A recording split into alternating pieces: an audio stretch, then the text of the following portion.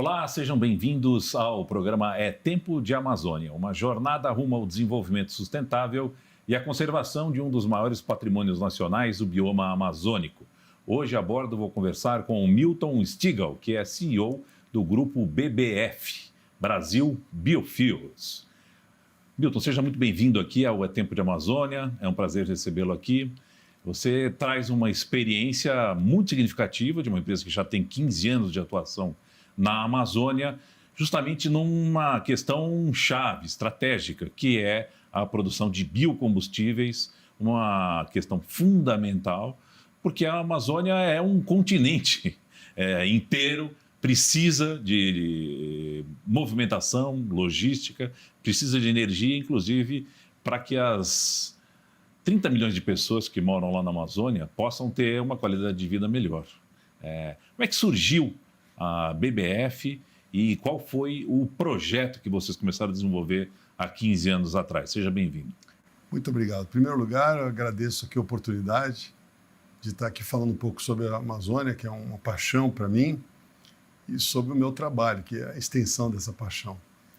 A gente começou justamente com o propósito de recuperar as áreas degradadas da Amazônia com uma cultura que fosse aderente à Amazônia, ou seja, que tivesse similaridade com aquilo que existe hoje, onde você tem uma incidência muito grande de pluviosidade, de chuva, e também a necessidade de dar, como você bem comentou, desenvolvimento e emprego para essas 30 milhões de pessoas que lá estão. Nós escolhemos a cultura da palma.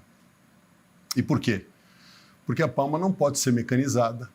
Ela depende primeiro de um pré-viveiro, passa depois para um viveiro, onde ela fica quase 9 meses, depois é que ela é levada no campo e ela vai demandando tratos culturais, manuais, até o início da produção de frutos, onde aí você precisa, sim, ter uma indústria que seria similar à cana-de-açúcar, para que você possa fazer o beneficiamento dos frutos, extraindo o óleo e resultando num bagaço. No caso da BBF, a gente agregou o óleo, transformando num biocombustível para ser consumido nas térmicas que já estão lá na Amazônia, ou seja, o nosso projeto não imputava ao Estado grandes obras de infraestrutura para que a gente pudesse escoar a produção, seria consumido no local, e aonde você criasse esse cluster para o processamento dos frutos, ou seja, uma indústria de esmagamento, usar o próprio bagaço para gerar energia. Bom, mas o óleo de palma é considerado sinônimo de desmatamento. Aqui a história é um pouco diferente, é isso? Bem diferente. Quando nós começamos a empresa, no ano de 2008, anteriormente a isso, demos início a um trabalho junto ao governo federal, justamente buscar blindar o Brasil e todos os empresários que escolhessem a cultura da palma para recuperar a área degradada da Amazônia, para que nós tivéssemos a compreensão global de que o Brasil tem uma legislação bastante severa e que cuidaria para que a palma não fosse o indutor do desmatamento, que foi o que originou essa má fama da palma por conta das ações do Sudeste Asiático, que tem seus 3 principais produtores, a Indonésia, Malásia e Tailândia, nessa ordem de importância, com mais de 85% do mercado mundial de óleo de palma. Esses países, no início, derrubaram todas as suas florestas tropicais, estimulando a cultura da palma. Então, a Europa, os Estados Unidos, os grandes consumidores, eles se assustaram pelo impacto ambiental que a cultura acabou trazendo para o planeta. No Brasil, foi feita uma lei federal, um decreto, que é o 7172, publicado em maio de 2010 pelo presidente Lula, onde só se pode cultivar a palma no território nacional em áreas degradadas até dezembro de 2007. Ou seja, a lei assinada em 2010, com um lapso temporal de 3 anos entre o estudo feito pelas fotografias de satélite, disponibilizando áreas degradadas, não é? Quem está na região norte sabe que o zoneamento agrícola lá você pode abrir 20% e você é obrigado a preservar 80%. Código Florestal Brasileiro. Né? Exato. Um dos mais rigorosos do mundo. Exato. Só que na palma você não pode abrir nem os 20%, é proibido. Só pode cultivar em áreas degradadas e que estão inseridas no georreferenciamento publicado junto com o decreto. E como é que é a inserção da palma ali na floresta amazônica, tropical? Ela tem ótima adaptação? Ela é uma planta originária? Não, gostaria de entender um pouco essa questão. E uma curiosidade, você é nascido na região, Não. Milton? Como é que é? Como é que você chegou lá? Eu sou aqui de São Paulo. É uma história muito curiosa. E para falar disso, eu vou talvez consumir uns 5 programas teus, mas eu vou tentar resumir Um pouco. Tem uma epopeia aí. Exato. Mas a palma, primeiro a parte da sua pergunta, a palma ela se dá muito bem. É uma planta exótica. Ela é africana, não é brasileira. Mas dentro desse zoneamento que eu citei na primeira fala, a gente encontrou uma grande oportunidade. E eu quero aqui ser sucinto, mas bastante objetivo para que não só você, mas o seu público entenda. Quando a gente começou a adquirir áreas na Amazônia, a gente tinha realmente as áreas que estavam lá aptas a receber o cultivo da palma porque se inseriam dentro do zoneamento da cultura. Mas tinham áreas que tinham sido abertas depois de 2008, 2009, 2010 e que nós não poderíamos recuperar a cobertura florestal com a cultura da palma. Então o que nós fizemos? Escolhemos o cacau. Então é interessante, porque o cacau, sim, é uma planta nativa do Brasil, da floresta amazônica, e o cacau, nos primeiros anos, ele precisa de sombra. Então a gente criou um modelo interessante para consorciar de sinergia, né? A palma com o cacau. É um processo novo esse, que a gente começou ano passado. Montamos um viveiro de cacau lá em Roraima, e agora a gente vai começar a disseminar isso tanto em Roraima, onde nós estamos plantando, quanto também no Pará, onde a gente tem uma grande área plantada. Ou seja, fazendo uma interação entre planta nativa e exótica, mas de qualquer forma recuperando a floresta. A sua pergunta também no início, ela dá a oportunidade de fazer uma boa explicação. No caso de Roraima específico, a área desmatada não se deu por exploração agrícola, ou pecuária, ou por alguma cultura. Ela se deu por conta de um assentamento que foi criado na década de 70 por conta de uma disputa internacional territorial entre Venezuela e Guiana. Isso. Na disputa, se aventou a região de Roraima, que era muito pouco habitada, dela ceder um pedaço para que houvesse ali uma pacificação desse conflito. Chama conflito do Esequibo. É o conflito do Esequibo que eles falam. Ainda até hoje, na Venezuela, você vê que o mapa contempla uma área da Guiana que a Guiana não reconhece, enfim. Os militares fizeram o quê? Estimularam um assentamento onde as famílias que aceitassem receberiam 100 hectares, aonde para receber a escritura que era dada pelo gerente do Banco do Brasil de Boa Vista, capital de Roraima, teria que demonstrar a abertura de 50% do lote. Então veja que não foi uma área degradada por conta da exploração agrícola, como muitos imaginam. Aqui não estou fazendo absolutamente nenhuma crítica aos militares. Era a solução que foi encontrada na década de 70 para que o Brasil não viesse a ser o quê? Punido por ter uma região onde não havia população, não havia brasileiros, não havia ocupação nenhuma. Né? Então, esse foi o motivo. E o interessante, se eu posso me alongar um pouquinho mais nessa resposta, é que essa área degradada, ela ficou degradada por muito tempo. Então, o que acontecia? As famílias estavam ali numa condição bastante difícil, dura, de um desenvolvimento econômico muito pobre.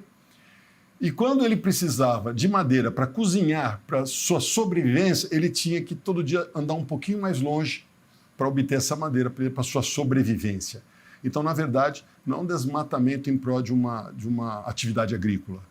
Eu digo isso com muita insistência, estou sendo repetitivo, porque muitas vezes as pessoas falam assim, nossa, mas não existe um problema de você estar substituindo uma cultura quando você planta a palma, por exemplo, na questão dos pastos, que é legítimo.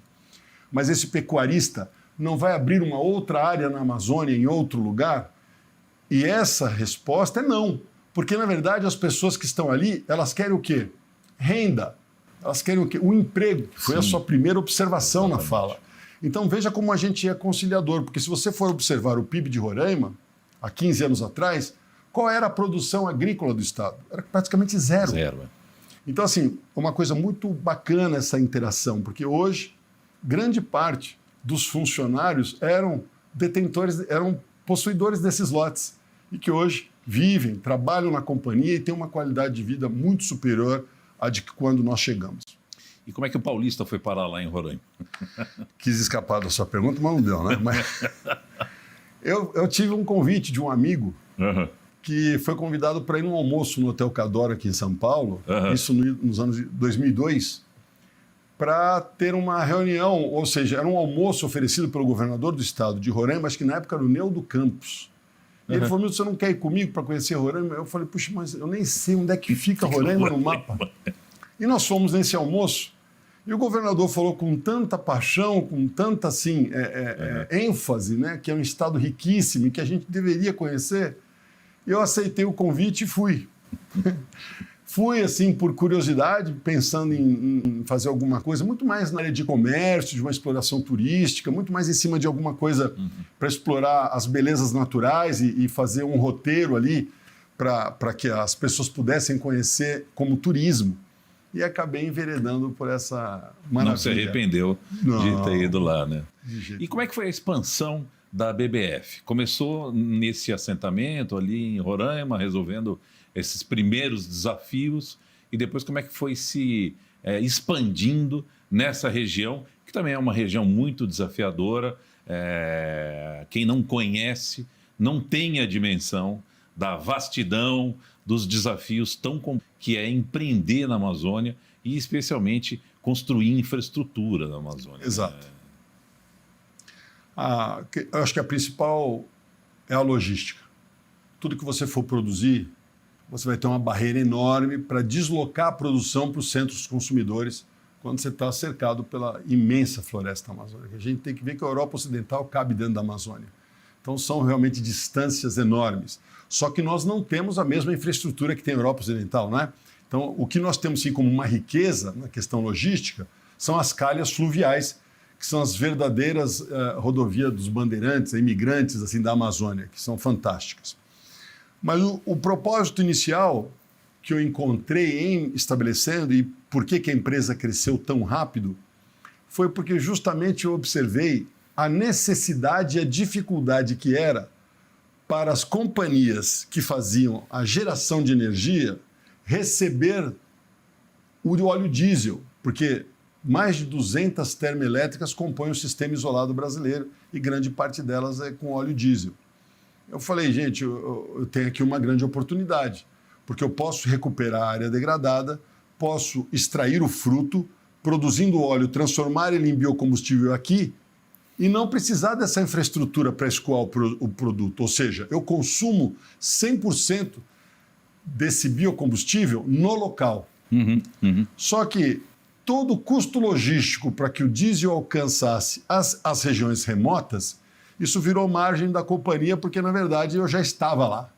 Então, esse custo logístico, nos leilões que foram realizados pela Agência Nacional de Energia Elétrica, eu tinha uma grande vantagem contra as grandes companhias que trabalhavam à base de óleo diesel, que, na verdade, era a única forma que eles conheciam.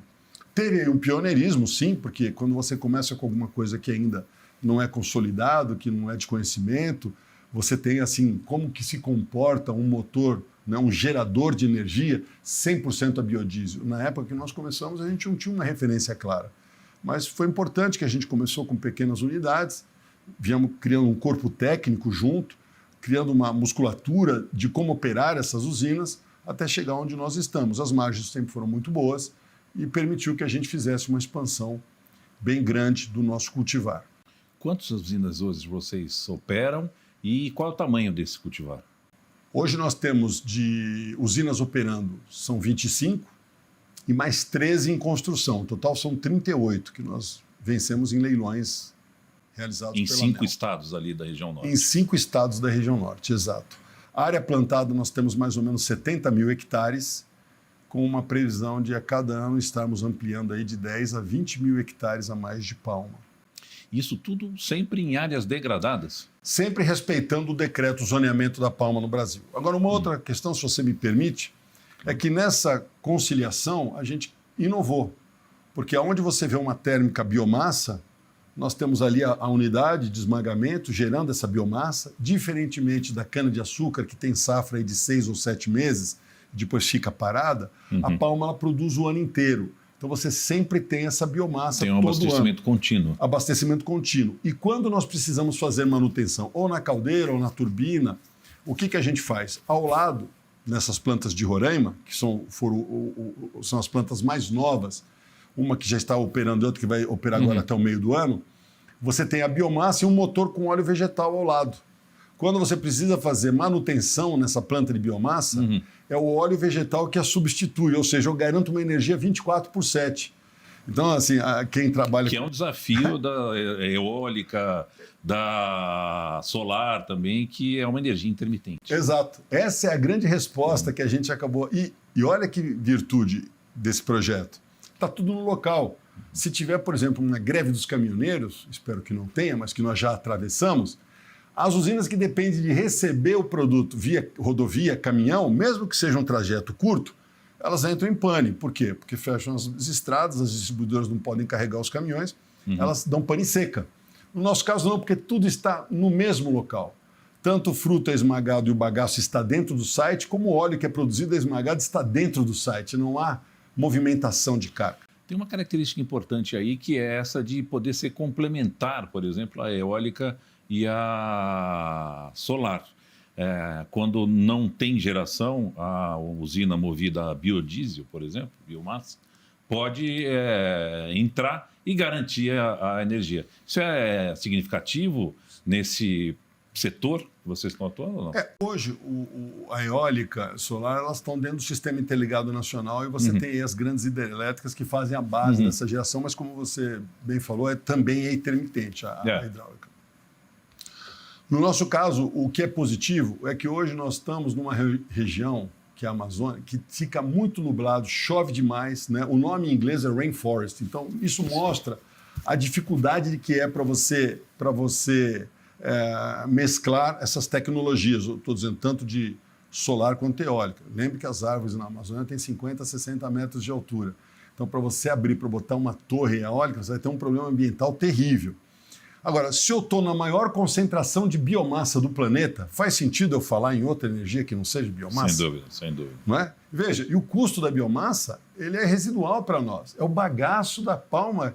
Se esta usina não estivesse gerando energia, esse bagaço se tornaria um passivo ambiental, onde as plantas, né, as indústrias de palma, acumulam isso para depois espalhar isso no campo para virar material orgânico e adubar as plantas. Né? É vamos dizer, um remédio que eles dão para o excesso de biomassa que dá a palma. Mas eu soube também que vocês estão desenvolvendo um projeto que é o combustível de aviação. É um combustível que exige alto poder calorífico. E vem aí uma questão, né, que eu gostaria que você contasse um pouco sobre essa experiência do combustível de aviação, quais são os benefícios, as vantagens desse combustível para a aviação, mas isso em comparação a outros biocombustíveis. O etanol, por exemplo, é competitivo o biodiesel gerado a partir da palma em relação, por exemplo, a um etanol? Isso funciona bem também em transporte, seja ele de carga ou de passageiros? Como é que é? São coisas complementares. Falando primeiramente do diesel verde, que é o HVO, em inglês, ou SAF, que também é Sustainable Aviation Fuel, que é o querosene de aviação sustentável, o processo de fabricação é exatamente igual ao de petróleo. Você vai ter que passar por um craqueamento, um reforming, e depois você vai ter, ou seja, pressão e temperatura com hidrogenação. Então, em vez de você entrar com o óleo bruto do petróleo, você vai estar entrando com o óleo vegetal. Tanto é verdade que a maior parte das plantas que hoje fabricam o diesel verde, o HVO ou o SAF, nos Estados Unidos e na Europa, elas nada mais são do que petroquímicas, ou seja, refinarias de petróleo que foram convertidas para o combustível verde. Para você ver a similaridade do processo. O que eu estou trazendo aqui também é o seguinte, olha, para você transformar o óleo nisso, o investimento é muito grande. Porque para você montar uma planta de biodiesel, você vai precisar de um capex. Para você montar uma refinaria para fazer diesel verde e querosene de aviação sustentável, o investimento é muito maior. Ou seja, o desafio do empreendedor é muito maior. Agora, nós estamos numa região bastante pródiga para isso, né? E as pessoas, às vezes, não conhecem a Amazônia, porque hoje a Amazônia, você não faz absolutamente nada sem o óleo diesel. Então, aonde tem realmente necessidade, para qualquer que seja a atividade que você for fazer, primeiro tem que chegar ao óleo diesel. Eu vi uma entrevista de um general americano, acho que da década de 60, que ele falava assim, olha, antes de qualquer destacamento sair do quartel, vai o grupo de energia, ou seja, os motores a diesel que tem que ir, depois é que vai o batalhão. Ou seja, primeiro você tem que ter energia para depois você deslocar a tropa. E na Amazônia não é diferente. Qualquer coisa que você for fazer, você vai precisar primeiro ter a energia disponível para qualquer que seja a atividade que você venha desempenhar. No nosso caso, o que nós estamos fazendo? Ampliando a oportunidade de recuperação de área degradada. Dentro do sistema isolado com as usinas térmicas, a BBF conseguiu alcançar esse cultivar que eu falei para você. Quase 70 mil hectares plantados. Agora, num projeto esse que nós estamos lançando com a Vibra, desse off-take da Vibra conosco, para a produção do diesel verde e do SAF, nós vamos plantar mais 100 mil hectares. Ou seja, isso é um módulo. Exato. Então veja que o objetivo da companhia está em primeiro lugar, é isso, gerar emprego, recuperar essas áreas degradadas. Falei em 31 milhões de hectares que estão dentro do zoneamento da Palma. Nós estamos só em plantar 100 mil. Quantos por cento eu estou dizendo que eu vou recuperar? É quase nada. Nada. Então, assim, a oportunidade é imensa. Por isso que o SAF e a HVO são, assim, o biocombustível 2.0. Porque o diesel verde, ele sai assim, ó, dessa cor. E ele tem as mesmas propriedades químicas do diesel fóssil, com uma grande vantagem. Ele não possui enxofre dentro da sua forma, porque não existe enxofre no óleo vegetal. E o enxofre é o grande contaminante da floresta, porque quando ele queima, ele sai na fórmula de SO2, mistura com a umidade atmosférica da região amazônica, que é imensa, vira o H2SO4. E, infelizmente, justamente na floresta amazônica é que nós encontramos o diesel S500, que, por exemplo, aqui em São Paulo já não tem, que são 500 partes por milhão de enxofre, que é o sulfuro, que é justamente isso que a gente tem que eliminar. Então, olha quantas coisas positivas eu estou trazendo. E eu sempre digo o seguinte, o petróleo é alguma coisa que também a natureza nos oferta, mas ela é muito mais generosa no caso da palma, porque não precisa de dezenas de milhões de anos para você decompor aquele material orgânico para virar um combustível. Basta que você jogue uma semente, em 4 anos ela está te dando um óleo muito melhor do que aquele, porque se aquele você pôr na boca, você vai ter um problema. Se você pôr uma gota de óleo vegetal, é vida, é alimento, é gordura e o corpo humano necessita disso. Esse é um ponto importantíssimo que eu queria explorar também um pouquinho antes que a gente tenha que encerrar aqui, Milton. Você mencionou que começou com a questão dos assentamentos, entrou lá e montou um projeto em parceria resolvendo esses problemas lá, né? Como é que é a inserção da companhia com relação às comunidades onde vocês estão atuando? Você mencionou também que a palma exige um trabalho manual ainda também, né? Então, assim, esse é um desafio para vocês, porque não é simples conseguir essa escala com esse tipo de desafio, né? A gente tem histórias lindas. Nós inauguramos no ano passado 2 unidades ali no Vale do Javari, que são em comunidades indígenas e área militar. A gente gera energia para as 2 áreas. E toda a operação da companhia são feitas pelos indígenas, toda operação, né? Quer dizer, houve uma integração, eles aprenderam como trabalhar com aquilo e toda a geração é feita com biocombustível, com biodiesel dentro da Amazônia, numa reserva indígena. Então, assim, é fantástico você observar essa interação. Outra coisa que é muito bacana você ver é quando chega a oportunidade do trabalho. Eu li no jornal, não sei se essa matéria é confirmada ou não, que o número de pessoas que estão hoje no garimpo, dentro da área Yanomami, que está sendo desocupada, pode chegar a quase 80 mil pessoas. Não sei se esse número é correto, mas estou compartilhando aqui o que eu li. Sim, essa informação que está disponível por enquanto. Está disponível por enquanto. Que sejam 50 mil, mas olha, se essas pessoas forem expulsas de lá, né? Qual é a oportunidade? E ocupação para elas. Exato. Então, veja... Porque não adianta só expulsar, né? Não vai dar para prender essas pessoas e mantê-las encarceradas, né, Milton? Exato. Então, a palma te traz essa vantagem, porque como a palma demora 4 anos para produzir fruto, você tem tempo para ensinar as pessoas os tratos culturais básicos, depois você ensina como é que ela colhe o fruto, como é que ela joga o fruto dentro da casa, como é que esse fruto chega na fábrica. Ou seja, ela te dá um espaço bastante largo e tranquilo para que você prepare a mão de obra, para que essas pessoas tenham a oportunidade de ter uma carteira registrada. E sem querer ser repetitivo, mas Quando você faz um projeto desse, você tem desde o tratorista, das questões das sementes, que geralmente é feito por mulheres, até os operadores da indústria, onde você tem gerentes, engenheiros, né? Engenheiro agrônomo. Então você tem uma cadeia profissional que não fica só aqui no andar de baixo. Você dá oportunidade para as pessoas terem sim uma escala de ascensão. Excelente, bom, estamos chegando aqui ao final. Eu adorei conhecer o projeto aí de vocês. Quero deixar um convite para a gente no futuro voltar a conversar, porque vocês não têm parado, né? Nesse começo de 2023 já lançaram um braço novo no grupo, que é a Biotech, né? Exato. E aí depois você vai voltar aqui para conversar e a gente contar essas outras histórias que não deu tempo de contar hoje, tá bom? Muito obrigado, viu, pela oportunidade. Foi um prazer estar aqui. Excelente. Quero agradecer também a sua companhia assistindo ao É Tempo de Amazônia, uma jornada rumo ao desenvolvimento sustentável e à conservação de um dos maiores patrimônios nacionais, o bioma amazônico. Até o nosso próximo encontro na semana que vem. Até lá.